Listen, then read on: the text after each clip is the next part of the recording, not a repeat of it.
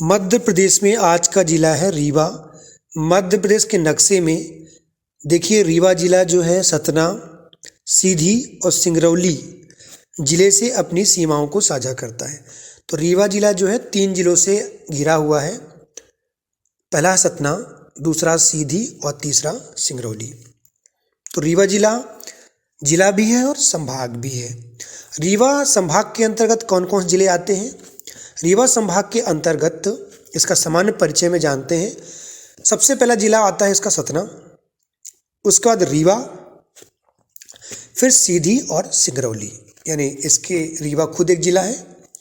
रीवा जिले की स्थापना के बारे में बात करें तो रीवा जिला की स्थापना लगभग 1400 ईस्वी में बघेल राजपूतों के द्वारा की गई थी।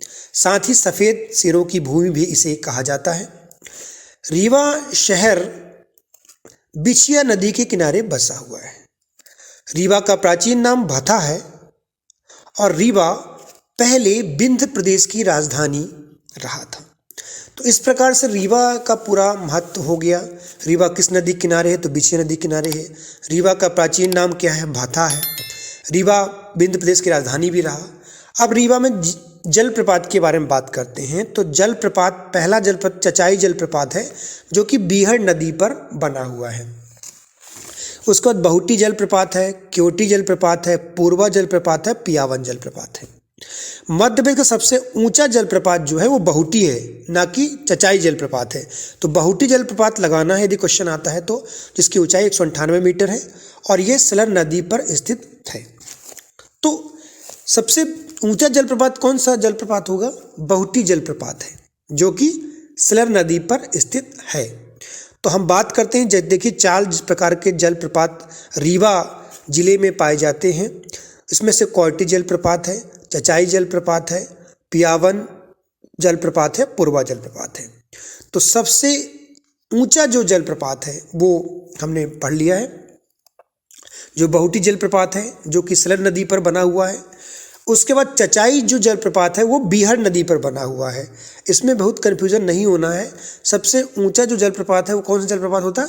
बहुटी जलप्रपात है, सलर नदी पर बना हुआ जलप्रपात। बहुटी जलप्रपात सलर नदी में बना हुआ।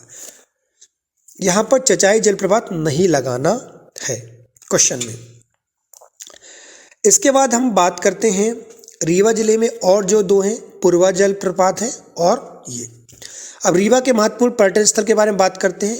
रीवा का किला, गोविंदगढ़ पैलेस और तालाब, देव कोठार, रानी तालाब। सबसे महत्वपूर्ण है इसमें देउर कोठार जो कि अशोककालीन स्तूप है। मध्य प्रदेश में सांची में भी अशोककालीन स्तूप है और दूसरा रीवा में भी है। और रानी तालाब भी बहुत ही महत्वपूर्ण है।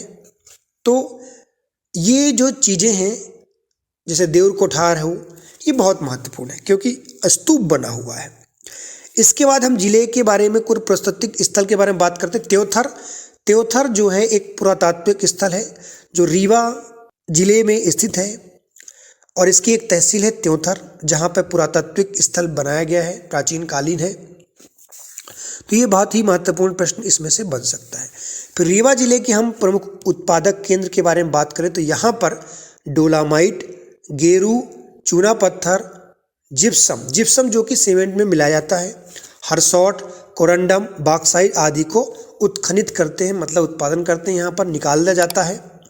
यहाँ पर सीमेंट उद्योग और कत्था उद्योग है, जो कि जिप्सम यहाँ पर मिलता है इसलिए सीमेंट उद्योग भी बनाया गया है।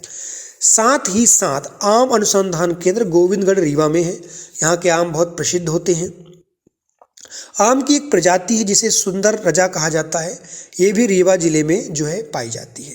तो सबसे महत्वपूर्ण प्रश्न यहाँ पे कि सीमेंट उद्योग यहाँ पर क्यों लगाए गए? क्योंकि जिप्सम जो कि सीमेंट की जोड़ने की दर को कम कर देता है, यानी धीरे धीरे जोड़ता है ताकि अच्छी मजबूती के साथ उसको जोड़ा सके।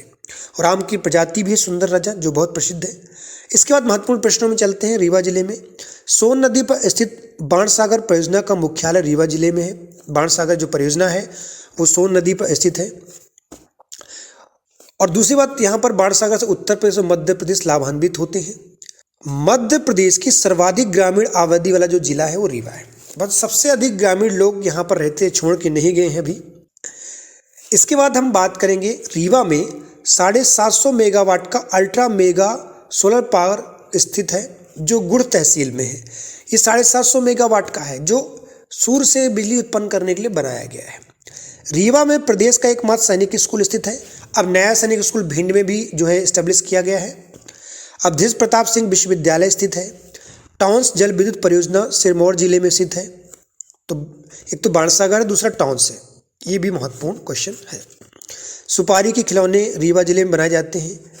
रीवा सफेद सिरों की नगरी कहा जाता है। वेंकट भवन, ये बहुत महत्वपूर्ण क्वेश्चन है। वेंकट भवन रीवा जिले में स्थित है। वेंकट भवन, वेंकट भवन कहाँ है? रीवा जिले में स्थित है। 2019 में प्रदेश का दूसरा गौर अभ्यारण्य बसावन मामा प्रस्तावित हुआ यहाँ पर। ये भी महत्वपूर्ण क्वेश्चन है।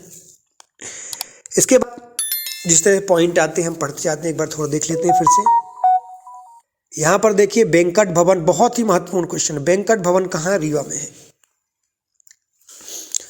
प्रदेश का दूसरा गौर अभ्यारण्य बसावन मामा 2019 में स्टैब्लिश किया गया, जो कि रीवा में है।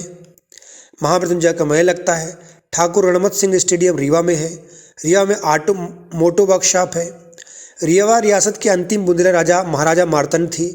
तानसेन रीवा के राजा मार्तंड के दरबार में गायक थे। रामचंद्र, जिन्हें बादशाह अकबर अपने साथ ले गए थे। इस प्रकार ये थी रीवा जिले एवं संभाग की महत्वपूर्ण प्रश्न। अगली बार हम अगले जिला पढ़ेंगे।